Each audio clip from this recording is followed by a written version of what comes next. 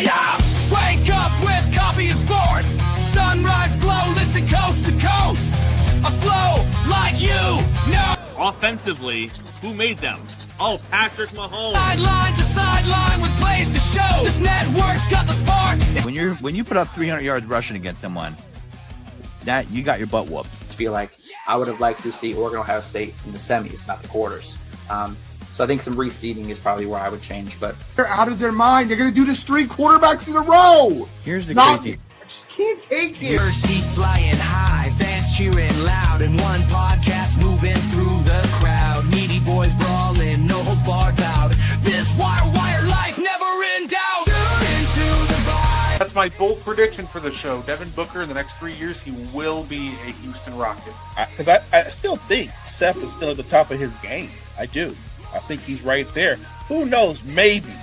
Not this year, but one time soon. Why wouldn't we potentially see Seth and Roman? One more, you know what I mean?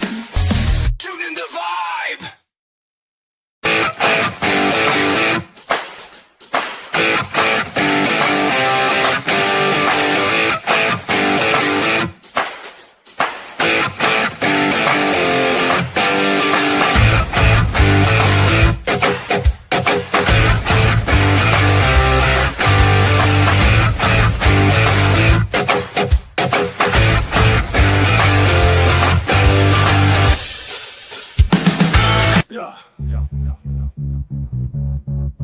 Godly on the mic tonight. News coming in left and right. More better with the latest fight. Gene's got that insight sight. Champions rise and they fall. Wire to wire, got it all. Every move and every brawl. Tune in for the curtain call. Wrestling talk all night long. Catch the latest match and song. Ring the bell, let's get it on. Every story bright and strong. In the ring they clash and roar. New rivalries and so much more. Titles change and legends lore. What's poppin', y'all? It's your boy, Guard E3, and welcome to the Meaty Boyz podcast. And of course, this week I am joined, just like every week, by... Listen, if you want to be the man, you got to beat the man. Well, I got the man on my team. He is Mo Better. How you doing, Mo? Doing great. Tuesday night. About to get into the do the Meaty Boy thing. Talk some wrestling. Let's go. And, I figure why not start with some news that just dropped today? And this will be interesting. So... as we've talked about her before, Mariah May, she just came off the first ever 5-star women's match at AEW Revolution against Toni Storm. And we just got reports today that she's actually going to be a free agent this summer. She signed a 2-year deal back in 2023, and it looks like this summer she is headed for a healthy pay raise. And I'm curious, Mo, what are your thoughts on, Mariah May being up for a new contract, and where would you like to see her end up? I'm greedy. I think if AEW was smart, they wouldn't even let another federation come in and have conversations with her. To me, she's got a huge following, incredible in-ring talent, big personality. She's a draw. You don't let that type of star walk away from you. But if I had to choose, look, AEW is a big stage, but the biggest stage is WWE. I think she could come into the WWE and be right there at the top with some of the best in the women's division, and more than hold her own. And eventually, at some point, she'll be wearing a belt. I think she's that kind of talent, that kind of personality. It would shock me if WWE doesn't pursue her. Yeah, as soon as I saw that report, I was like, you know what, just give her the max and call it a day. Listen, right?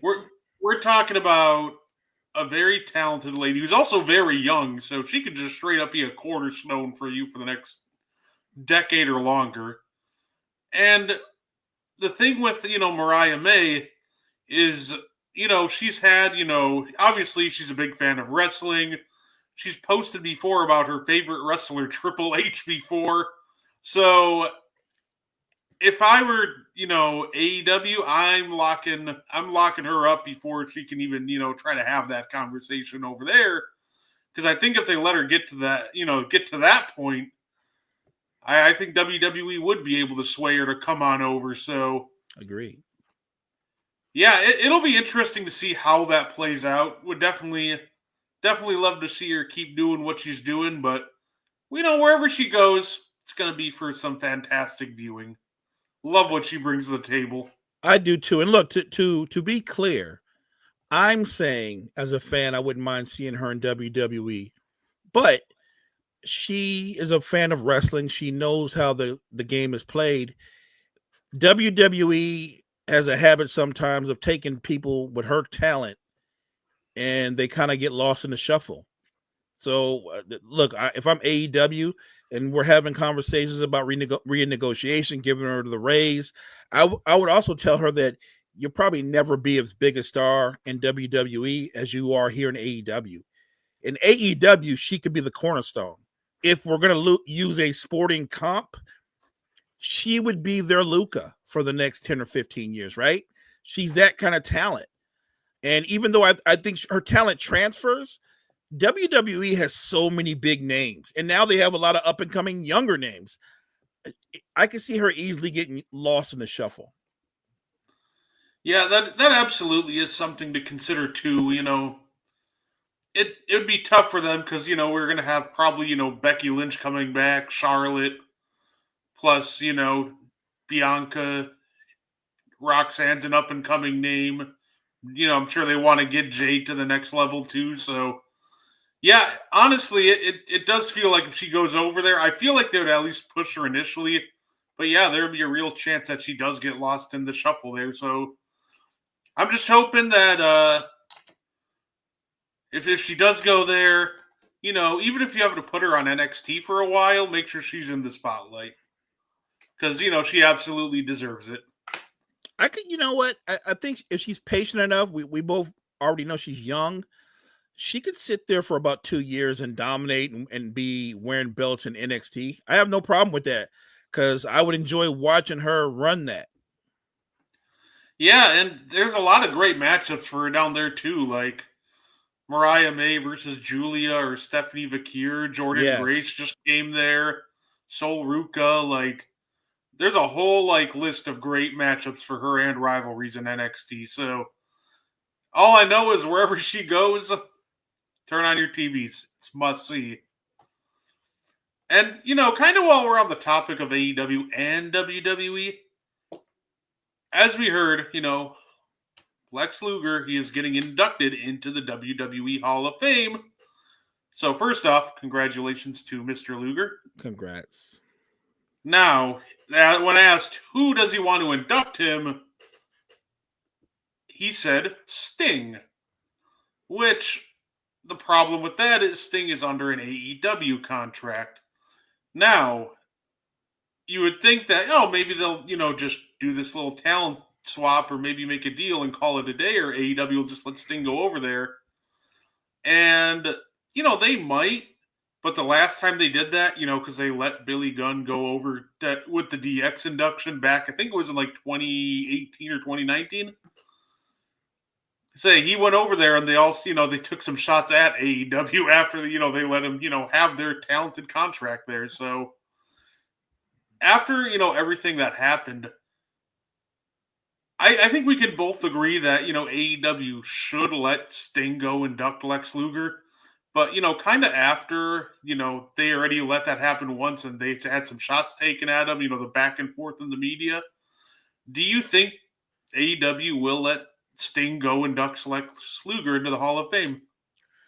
I think they'll have a real conversation about it. But look, knowing Tony Khan and his guys up there, the powers that be, like you said, they didn't forget how they were treated or disrespected when they let one of their talents go and pretty much do the same thing.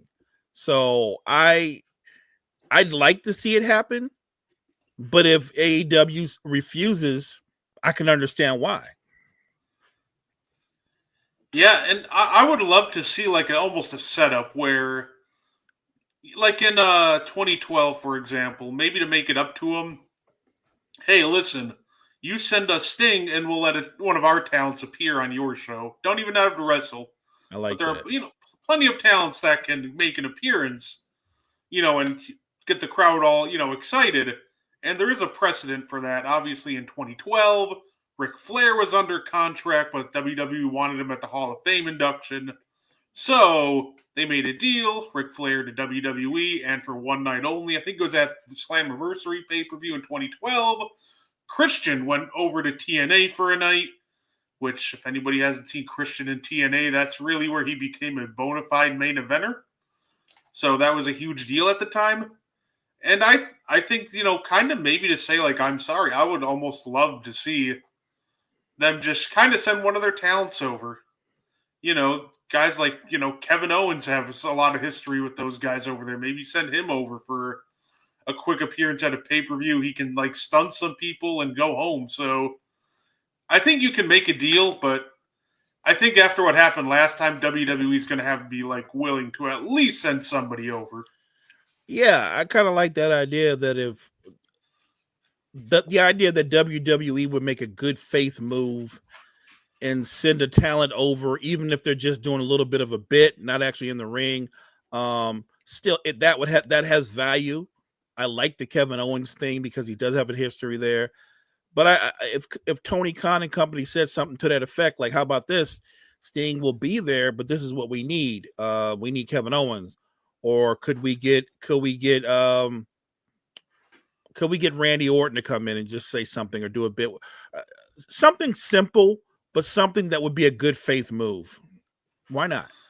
Yeah, it would absolutely go a long way. Like, we all know the dream at the end of the day. We just love it if both companies could get along, and maybe we can get our WWE, AEW pay-per-view one day down the road, but hey, I love that. Now you're talking. Look, for years when I was coming up, I always dreamed of seeing the NWA stars wrestle against the WWF star. Now, they did have some matches, but this is way back, and they had them overseas in Japan. But you never saw something here in the States. I thought that would have been amazing years ago. Would I've loved to see prime Ric Flair versus prime Bob Backlund? Absolutely, I would have loved to see that match. So yeah, I would love to see something like that in the future. Yeah, absolutely. It would have been great to see with, WCW too. And I know we did the whole invasion angle with that, but, I'm talking about, like, and it's funny with the invasion angle, it's one of the biggest wasted opportunities in WWE because they didn't wait for the big stars to be off of their guaranteed deals. But, like, that could have been the greatest thing ever if they had literally just waited a year, because that's when we got the NWO and Goldberg started coming in. So, but yeah, no, I would love to see them be able to work together and, put something together like that, nowadays. Keep it under wraps. Have something bigger. Can you imagine something that's almost as big as WrestleMania when you can have talent from AEW, WWE, and TNA, right? Why not? I'm here for that kind of thing. Yeah, and talent nowadays they're pretty, they all get along really well, it seems like. They're very cordial, so I don't think there'd be a big issue about, oh, I need to win or you need to win. I think that'd be pretty easy to work out, and the dream matches would be off the charts. Like, I would love to see a Kenny Omega and Roman Reigns match. Wow. That would be absolutely terrific. So, if that ever happens and I get Omega versus Reigns, I would die a happy man. I got you. But speaking of the past, well, I'm going to throw out a take, and I want to see if you agree with it or not. I think it's time to pull the trigger on an Edge and Christian reunion. I think these two, they're both kind of like floundering right now in AEW. They're not really doing much. And I think one of the best things that you could do is okay, you're about to get, Christian breaking up with his group. It seems he's going to be, alone. Cope is just kind of there wandering. They're both, closer to the end of their careers than the beginning. Right. And they're going to do this, Edge and Christian reunion. I think you pull the trigger on it soon. I would almost pull the trigger now. I love that take. I hope it happens. Look, you're right. They're both on the other side of their primes. But I think it is great that Edge has been a headliner for a decade. It took Christian a while, but he did establish himself as a headliner, as a main eventer. The idea that they would reunite and shake things up a little bit, because look, I know they've been headliners, but when you're on the other side of your prime and you still have that heat, still have that following, you don't have to have a belt to be a draw. Although, wouldn't it be entertaining to see them team up and go up against the tag team champs? I would love that matchup. I think that reunion needs to happen ASAP, because they're on the other side of their prime, but I still think they're really good in-ring performers. Yeah, and I think the matchup the big matchup for them is right there. I think a matchup between Cope and Christian versus the Young Bucks would be a match of the night on pretty much any single pay-per-view you put them on. Like, the Young Bucks themselves get a lot of hate, but it's absolutely undeniable how good they are in the ring. Like, they helped, bring Sting to arguably one of the greatest final matches that we have ever seen. So I think that Cope and Christian versus the Bucks would be an absolutely fantastic thing to start building towards soon. Sign me up for that match. I like that. Maybe sign that, make that match and make it a falls count anywhere. Yeah, no, I completely agree. And kind of switching sides real quick to WWE, talking about tag teams, we had the reuniting of Jimmy and Jey Uso on Monday Night Raw. They fought Waller in Theory. Gunther comes out, and I love the story, what they're doing with Jey. I think it's fantastic. He missed that dive last week, and instead of just ignoring it, like a lot of times you see, they're building on it, making it a he lost confidence story, and it happens again. He's going for the spear, he slips, and Jimmy gives a fantastic pep talk. Jey goes, I don't know if I can beat Gunther. And Jimmy goes, you're right. You can't unless you, bring back the right-hand man. That guy can beat Gunther. I think, bringing Jimmy into the story is exactly what it needed. Mo, what did you think about the addition of, Jimmy into this Gunther versus Jey storyline? I think bringing Jimmy into it also brings back Jimmy and Jey as a duo, right? Even though this is Jay's moment as a solo performer, there's a place in the storyline for Jimmy, being, even though they're twins, he's the older brother, right? He's Big Jim. So I do like what they're doing with that storyline. It's interesting though, if because at the same time he's got Jay's back. He gave him the great speech. But Jimmy still has ambitions too, right? Jimmy still wants to wear a belt too. So I think the dynamics make for a really interesting extended storyline. And I think this matchup needed something extra, and Jimmy provides that. It's so funny. Like, what are the odds? Like, a mistake, like tripping up, diving over the top rope, would end up being the catalyst for what the storyline needed. Right. Right. Yeah. I completely agree. The pep talk was fantastic, and man, it's funny. We talk about there's a lot of great wrestling that happened last night, but the most painful looking thing really looked and sounded like that Jimmy slap to Gunther. He did not hold back. That was loud. We're getting Jimmy versus Gunther next week, and that's going to be fantastic television. I think it's going to be a great match. But look, if you're asking me to predict, it's going to be a great match, and it's going to be back and forth. But I think Gunther puts him to sleep in the end. Yeah, absolutely. The question is, though, will Jay just stand there and let it happen, or will he intervene on his brother's behalf? Because that's kind of what they do for each other. Oh yeah, I think he'll definitely come out and intervene. I think the only way he does it if maybe like Gunther jumps him earlier in the night and takes him out of commission just so he can beat up on Jimmy. Right. I think that could be an interesting way to, advance the story, like let Jimmy get beat down without Jay helping. Yeah, and I overall, the Usos are just much better as a tag team, so I'm glad to see them back together, even if it's just in a supporting role. Like, even though they hadn't teamed up in what felt like forever, in a regular tag match, their chemistry was still off the charts. Like last night, or I guess I could say last afternoon, and it just felt just right. Like, even if you want to push Jay, he wins the title.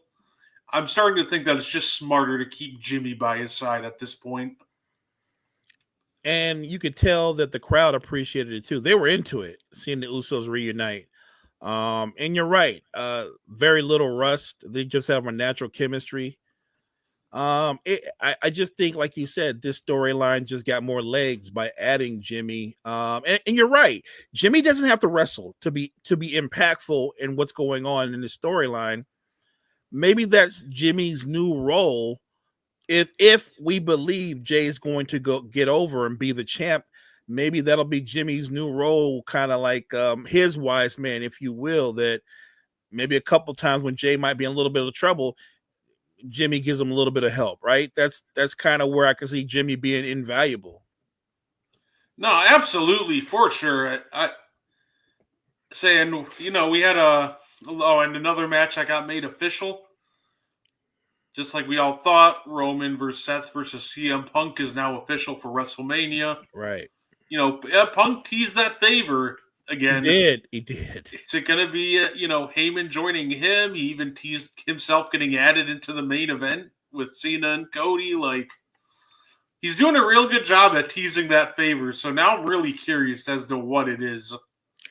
The interesting part about that is I don't see how he can get into the match with those two unless The Rock co-signs on that, right? Like, the final boss actually has the final say. I don't see him. The whole point of having a corporate champion is that you do his bidding, unless, hear me out, unless The Rock is like okay with it. If The Rock's okay with it, that's not good news for John Cena. That's not good news. That if The Rock is okay with it, he's okay with it for a reason. Yeah, no, it'll be interesting for sure. Speaking of John Cena, he comes out. Mo, he does it again. He comes out and he destroys the fans again. He cuts them down. Cody comes out, and Cena just walks away. I've seen a lot of different, people saying like, "Hey, this is a bit underwhelming," and I'm curious on what's your take on, what they're doing with this whole Cena coming out the last 2 weeks and almost kind of just not paying any attention to Cody. I think they've done so much right with the storyline, but I feel like with the momentum that they had coming off of Elimination Chamber, the week before last, when Cena first came out and he was all over the fans, I love that, actually. I love that. That said, John Cena said, I'm embracing this. I got that. But just the other day, he comes out again, does the same thing. I think it's odd that he doesn't acknowledge his relationship with The Rock or that situation, right? Like, we know that's there. We saw it happen. And I don't know how you don't mention that. It's weird. It's weird because Cody doesn't mention it either. And I'm not understanding that, because clearly that's going to be a big part of what happens at WrestleMania. Yeah, no, absolutely. It's weird.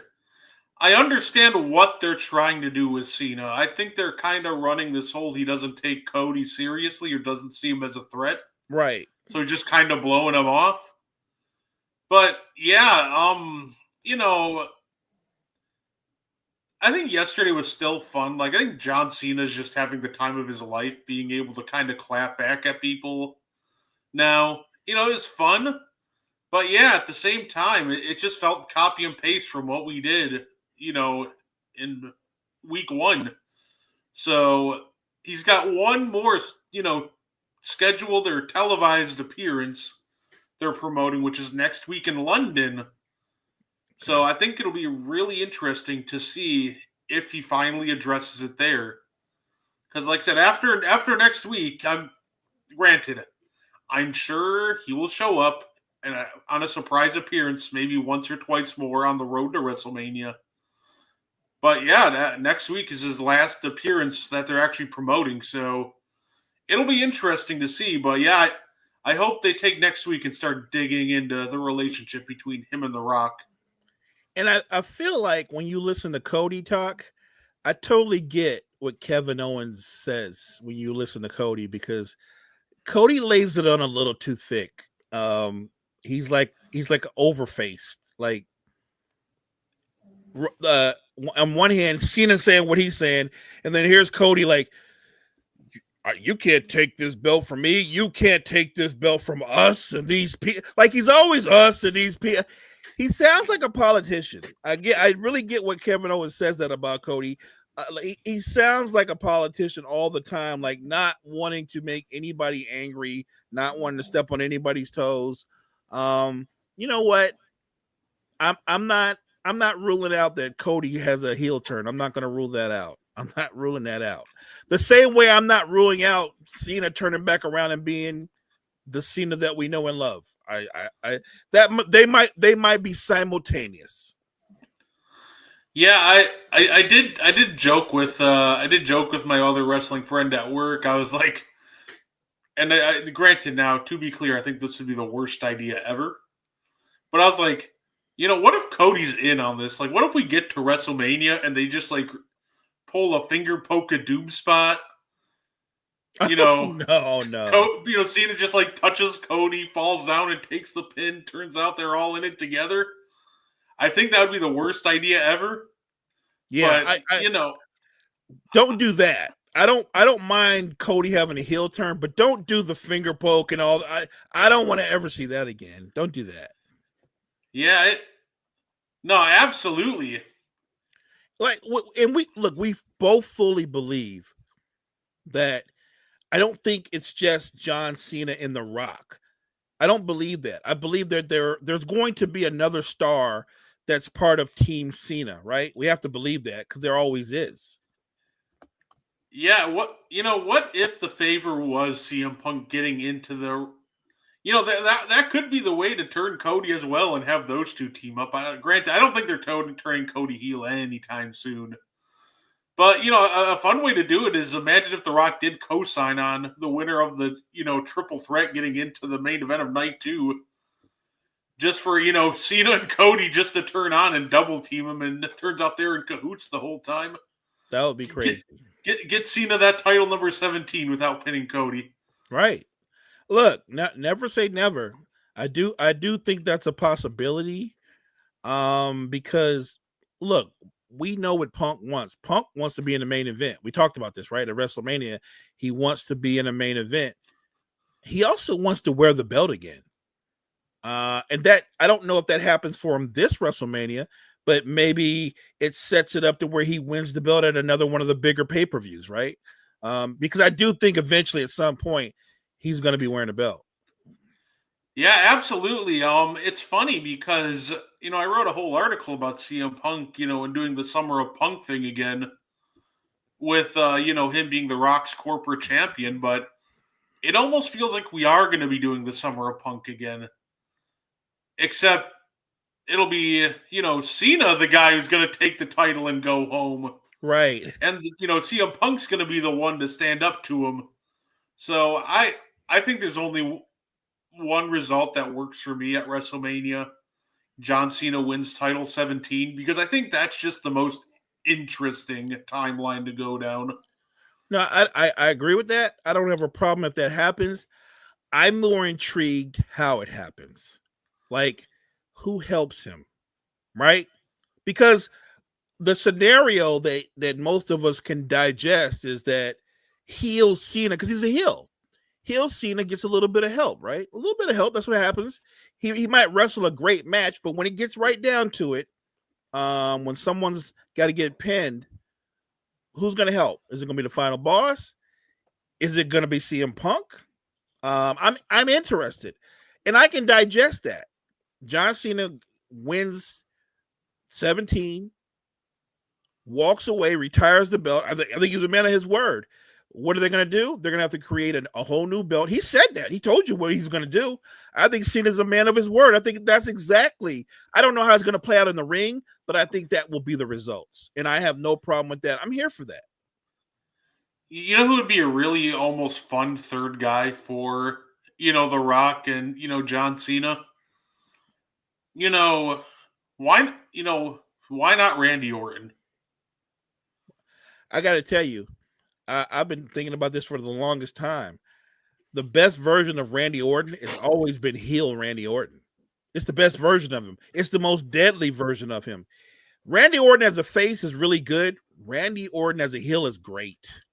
And I could see that. I could see Randy Orton signing up for that and he becoming another one of those guys you love to hate all over again. I love that, because right now, what do you have with Randy Orton? Really, in terms of it's him and KO. But when that's all said and done, what's the next step for Randy Orton? I think a way to keep him up there in big matches and being relevant, being part of that corporation.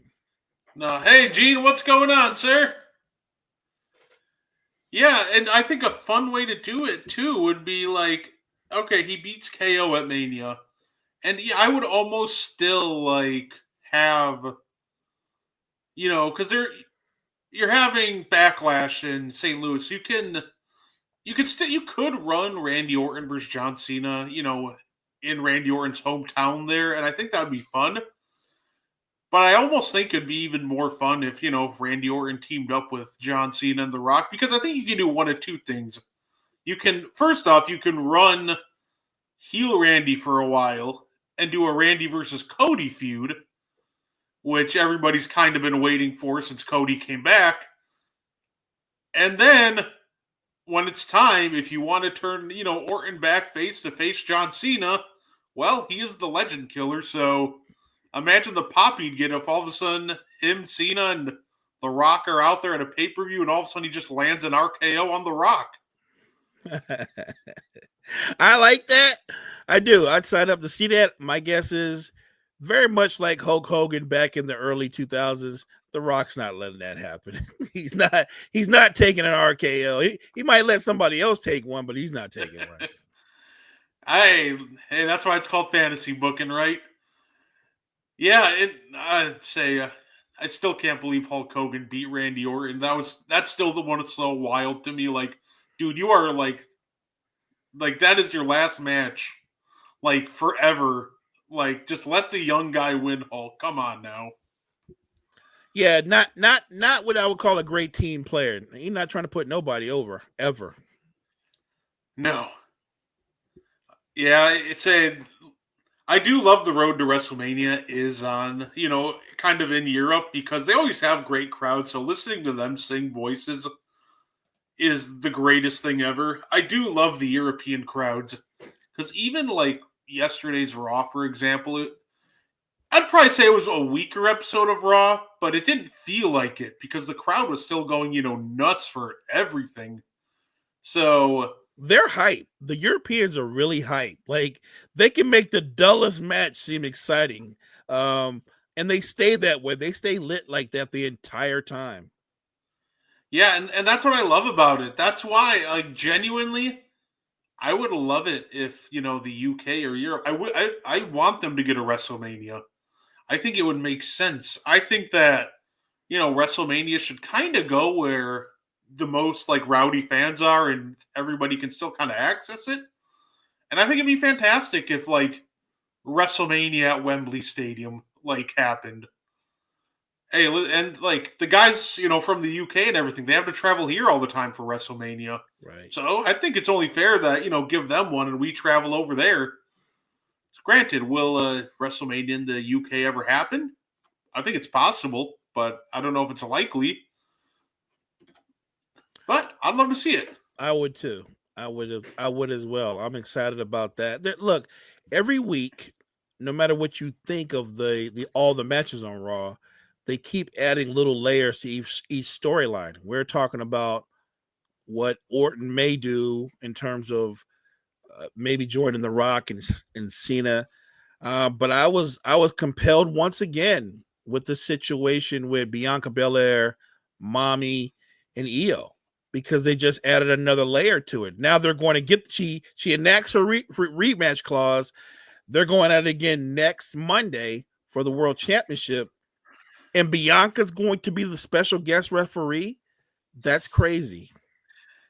That was so funny when she was in the office with Adam Pearce, and he goes, "You're the special guest referee," and she just immediately blurts out, "I don't know how to referee." Right. Like, that whole segment was fantastic, and yeah, I think that probably ends in like a no contest, and Bianca just lays everybody out. That's probably how we get our triple threat. I'm excited to see it. Those, Rhea and Io have fantastic chemistry. And listen, I think the only result at this point is either A, Io wins, or B, we get the triple threat. I don't want to see Rhea beat Io because I feel like at that point, if the title changes hands at Elimination Chamber, it changes hands again. And I'm assuming Bianca's going to win it at WrestleMania. It just, having that many title changes before we get to WrestleMania almost kind of feels like it cheapens the moment a little bit. Let Io have like a nice little 6-7 week run from Chamber to Mania. She's earned it. And then just take the title off her at Mania.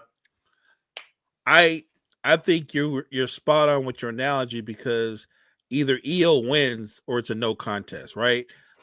Maybe at some point, Rhea's like, Bianca's counting too slow when I've got Io pin, right? And then when Io has her pin, she's doing the, you know what I'm saying? Like, and she's like, that something like that's going to happen. Either Io beats her again, and if she beats her again, I'm sure Rhea's going to blame Bianca, and that's going to be part of the reason why they end up in the triple. It's going to end where we get the triple threat match, which I love. I'm here for that. I still feel nothing's changed.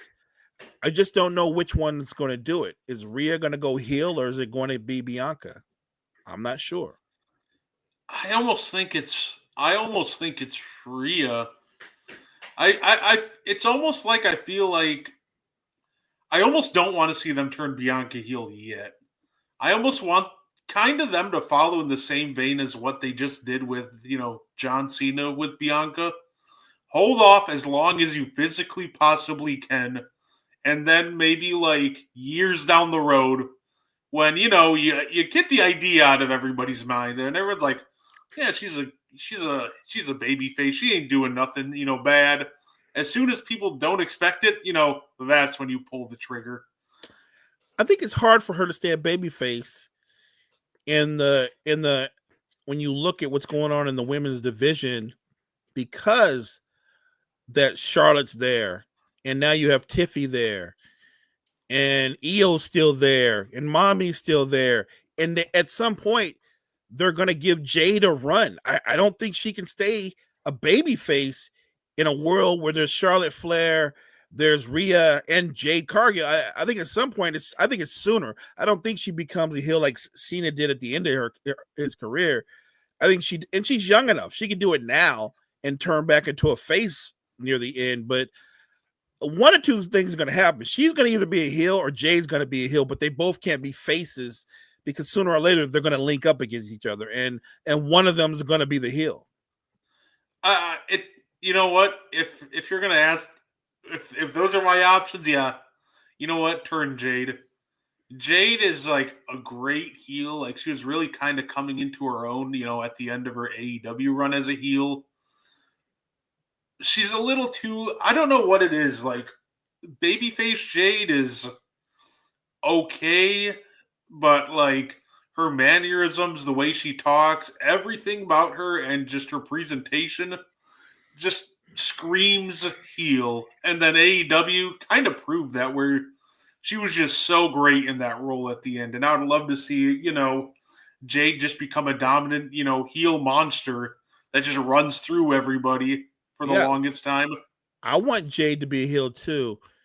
Not only do I want her to be a heel, I want her to be the leader of another incredible women's faction. Yeah, hey, fair enough. I'm guessing Naomi's going to get her own team coming up here to help, combat Jade. But I would love to see Jade have a couple of, get some help. That would be great. Hey, Key, what's going on? Hey, what's up, Key? Yeah, and it looks like they're teasing Solo versus Jacob Fatu for WrestleMania. Solo accidentally costed Jacob Fatu his chance at the U.S. title. We're getting, Braun Strowman versus, hey, she's going to be part of Naomi's team, although I could see her jumping ship from Naomi to Jade, honestly. Hey, guess what? I love that you brought her up, Key. Lash is as powerful as anybody. She might not be as cut as Jade, but she's probably just as strong. I think Lash and I always forget the name of her tag team partner. I don't begin to the J. It's like Shakira and Lash. I think those are going to be the ones joining Naomi. I think they're going to join Naomi. And then I could see them absolutely kind of being like, hey, I'm going with the winning side, and then jumping over with Jade sooner rather than later. So, honestly, yeah, it makes sense. But, yeah, see, Key agrees. Key knows what's up. But, I was disappointed to see that, Jacob Fatu didn't, win, because I'm honestly at the point like, man, let's just give this man a title. Let's kickstart this championship run. But it looks like we have to, do Solo versus Jacob Fatu first. Do you think that's a WrestleMania match, Mo, or do you think that maybe they do it on like a SmackDown before and give Jacob something else at Mania? Look, it could be a WrestleMania match, but I'd rather them do it before and give him something else. Like I just assumed that he and Strowman were going to link up for WrestleMania, right? And be done with that feud once and for all. And I know Strowman's not getting ready to win a belt. Nothing against him. He's a big, powerful guy, but he's kind of that big, powerful guy that he might be able to win one of the smaller belts, IC belt or something like that, but he's not winning the belt. And I don't think I wonder why they drag out the feud between him and Jacob Fatu, because if you were looking at them as a talent scout, you would say that if they wrestled 10 times, I would expect Jacob Fatu to win 9 or 10 times. Not because he's as strong, but he's 10 times more athletic. He's more agile. He's a better wrestler. Strowman's not really a wrestler. He's a power guy, and everything he does is a power move because he's not a wrestler. Yeah, it's weird with that, because I really thought their feud was over, after Saturday night's main event. But, they're keeping it going. It just feels like that. It just feels like that Jacob gonna be face soon. The crowd loves him. He's fantastic. I don't want that. I want him to be nasty. Stay mean, man. I think he should continue to be the heel that the crowd cheers. Yeah. Like, if you want to call him a tweener, that's fine. He can kind of bounce in between, but I want him to stay Jacob. I don't need him to start doing some cheesy babyface stuff. But yeah, no, I feel like him coming for the U.S. title, it's coming, but... And by the way, a Jacob Fatu matchup, you know what? I think I like that matchup. Jacob Fatu. for the you said the US title, right? Yeah. Yeah, go get that. Go get that. Not that I have nothing against LA. Now he's a nice guy. He's a nice guy.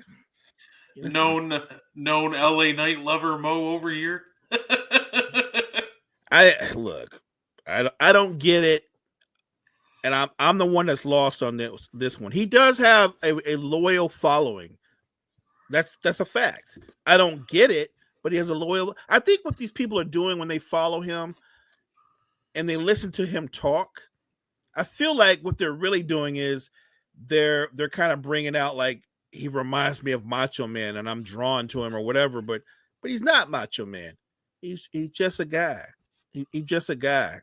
I mean, it's funny because I feel like back in the day in wrestling, he would have been a jobber. It's just interesting that he's like a big time star now. I don't get it. Let's see. Can we please get the belts off of Lyra and Chelsea, please? LA Knight. Yeah.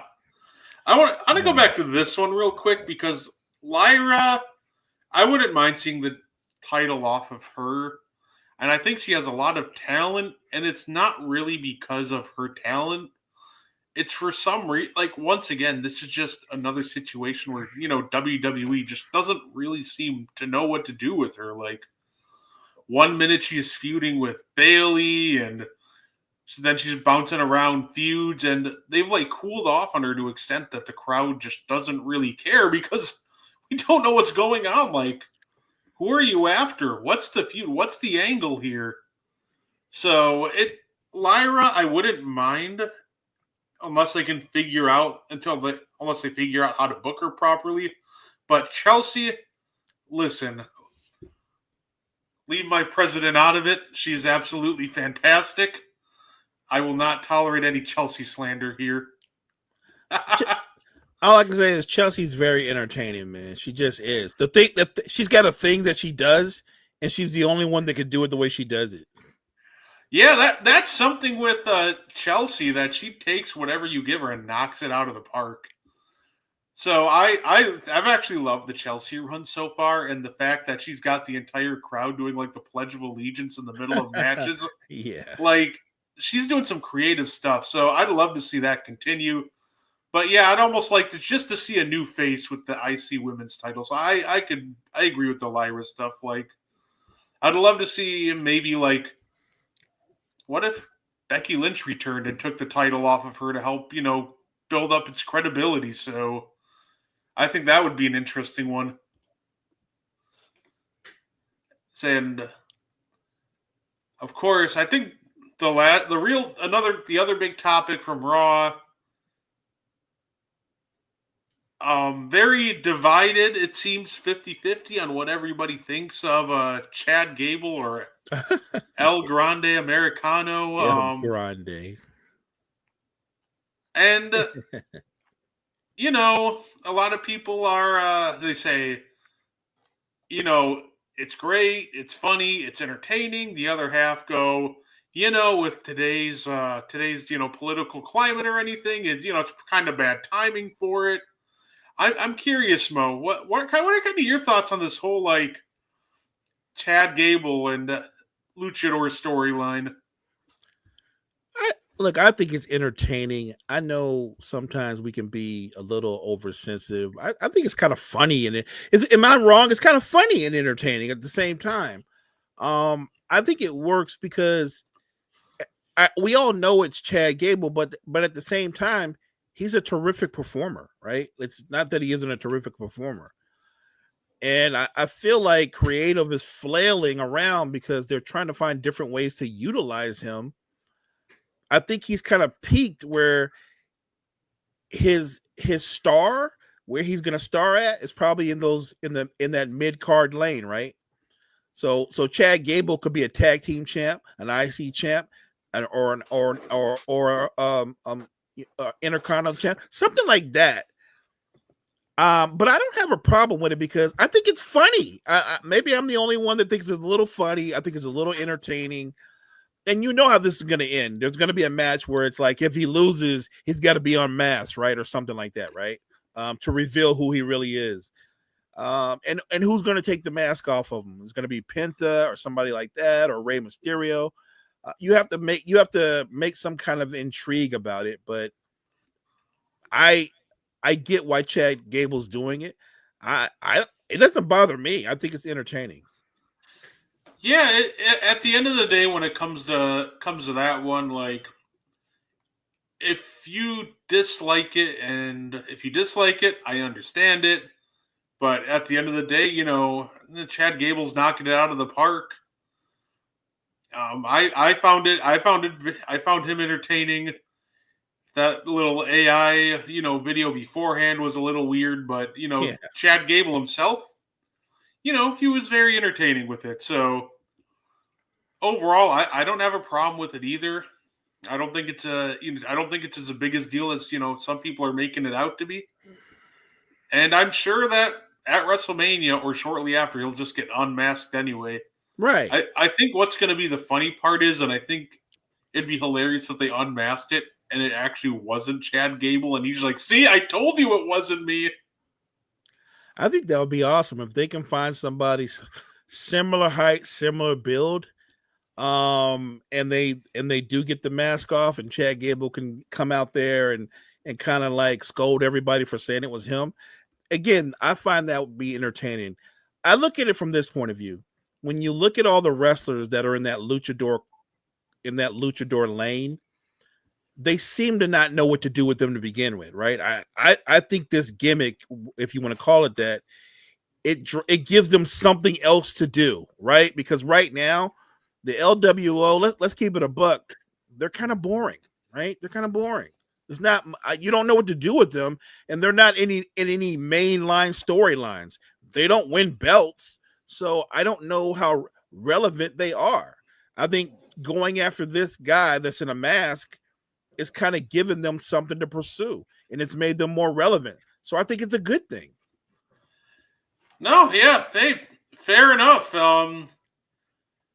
I'd say it's going to be intriguing to see if this is the payoff for WrestleMania, or maybe this is just one of those stories that Triple H runs on, just Mondays. But hey, I'm looking forward to it. We got Raw in London next week, and I'm excited to see where that goes. SmackDown should be fantastic. Say I'm going to AEW Collision this Saturday. It's in Milwaukee, so I'll be attending that. I'm looking forward to that. That's going to be amazing. No, absolutely. But, I figured we'd, close out the show, Mo, with a little bit of fun. It's WrestleMania season.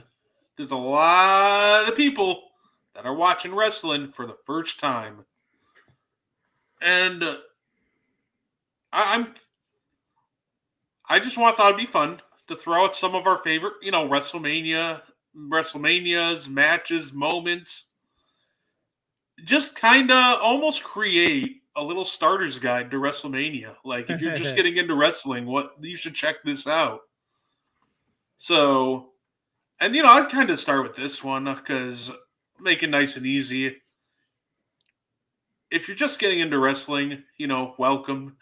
And if you want a good WrestleMania to watch, I'll be the first to admit I'm a little biased with this one. That's okay, because it was fantastic. Just go back a year, WrestleMania 40 in Philadelphia. Just a fantastic night up and down the card. Just great matches, great entertainments, great moments. Anything that you want from a WrestleMania, you're going to get it with last year's WrestleMania. That was a great card. Otherwise, you know how it is. And then the other one that I'll mention, because if you want to know what the greatest WrestleMania of all time is, you know what a lot of people will tell you, and I can't even really argue with them? Go watch WrestleMania 17. Rock and Stone Cold. They had a great, there's a great hardcore match. Just overall fantastic wrestling on that card. So, I think that might be one of the great. WrestleMania 17 is my favorite. That's my favorite one. I don't know about you, but I've watched that Rock and Stone Cold match many times. Matter of fact, I've watched a lot of The Rock and Stone Cold matches, and they never let you down. There's a natural chemistry there that both guys have with each other, and it just works. Yeah, and one of my favorite things to do is I like watching the promo videos, before the matches start, and that Rock versus Steve Austin video with Limp Bizkit's "My Way" playing. Yes. Just has to be like arguably the greatest promotional video that they have ever used. I like that promotional video. I love the promotional video they did when there was Rock versus Brock Lesnar. That was a great promotional video because you could tell like both guys were like at the peak of their powers physically. Again, that was a great one. I when they hype it up well, the anticipation goes through the roof for you. Yeah, a lot of the times it's fantastic. Sometimes they do too well with the promotional video, then the match disappoints, which is unfortunate when that happens. I remember being so hyped because the video before the match for Undertaker versus Roman Reigns was just absolutely fantastic, and then they actually wrestled, and it was a pretty terrible match. But I'm going to go to some of my favorite WrestleMania matches. My favorite WrestleMania match of all time, and mind you, you can go to any Undertaker WrestleMania match between 2007 and 2013 and be thoroughly entertained. My favorite WrestleMania match of all time will forever be Streak versus Career, WrestleMania 26, Undertaker versus Shawn Michaels. Now, WrestleMania 25 was like technically like in the ring, it was a better match. But if you like watch the entire build-up and everything, and the promo video with Kate Bush's running up that hill, oh my gosh, that was just magic what they did at WrestleMania 26. That's a great one. I like the triple threat match. It was Triple H, Shawn Michaels, the late Chris Benoit. That was a great match. Oh, yeah. Hey. That was a great Chris. Look, rest in peace. And I know obviously the situation with his family and how it's just a terrible tragedy. I'm strictly talking about the man in the ring and what kind of performer he was in the ring. He was amazing. He was an amazing in-ring performer. He could get it done in the ring. That's for sure. Some more of my favorite WrestleMania matches. I think an underrated one almost was actually Roman Reigns versus Brock Lesnar from WrestleMania 31. I almost think that was almost their best match. I think if that SummerSlam match never happened, that would have been their best match because a lot of people were hating on it going into it. But that match was absolutely terrific. And then the Seth Rollins cash-in the middle of the match made it even better. That was awesome. Look, I don't know too many times that Shawn Michaels ever disappointed me at WrestleMania. Shawn Michaels, he really is like one of the greatest big match wrestlers of all time, right? Like Shawn Michaels can just put on a show. Like we always want to give Seth Rollins his flowers because he can entertain you against a pole. Some people would say. I think Shawn Michaels was the same way.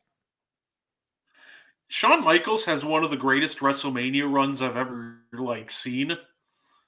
And literally the only thing stopping it from being the greatest is that random match with Vince McMahon at WrestleMania 22. Yeah. Because check out this run, Mo. Bret Hart versus Shawn Michaels, Steve Austin, Chris Jericho, the triple threat, as was mentioned earlier, Kurt Angle, Vince McMahon, John Cena, Ric Flair, The Undertaker twice. Imagine if we took out Vince McMahon and it would just went straight from Kurt Angle to John Cena. That would be the greatest run of WrestleMania matches that we've ever seen from one guy. It's a who's who of wrestling. It really is. Yeah, I still think the greatest WrestleMania run of all time by one person is still 07 to 2013 Undertaker. But yeah, Shawn Michaels came absolutely close, and I think the only thing that ruined it was Vince McMahon putting himself into a Shawn Michaels WrestleMania match. Yeah, that was Vince's ego once again. But yeah, look, like I said, he never disappointed me. Even when I rooted against him, he didn't disappoint me. Oh, absolutely. And unfortunately, our time is up. Say that was a lot of fun. I did love talking about just some of our favorite WrestleMania matches. Fast. Mo, anything you want to say before we get up on out of here? No, thank you guys so much for joining us. Appreciate the chat. Key and company was on fire in there. We appreciate you guys for joining us.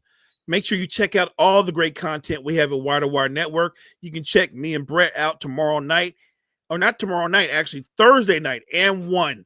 We're going to get into it, talk some NBA, maybe some playoff seedings. We're going to give you're going to have some picks this week, Puppy Prospect. Oh, yeah. So we're going to do Puppy Prospect. You have to tune in to N1 Thursday night. And make sure you check us out tomorrow morning, Coffee and Sports in the morning. We appreciate you guys' support so much. Yeah, absolutely. Thank you, everybody, for tuning in. Definitely enjoyed talking and hanging out with you. Hope to see you again next week. Our big wrestling news, we're running a greatest WrestleMania main event of all time tournament. I put a form up on the Meaty Boyz page. You can go check it out there. It's a Google form. You can just vote on the winners in the first round. There's going to be 6 rounds total. The winners of the first round will actually be announced on the morning show on Friday. And the ultimate greatest WrestleMania main event of all time will be announced during our WrestleMania watch along. So make sure to check that out. In the meantime, thank you for tuning in, and I hope you guys have a great rest of your night.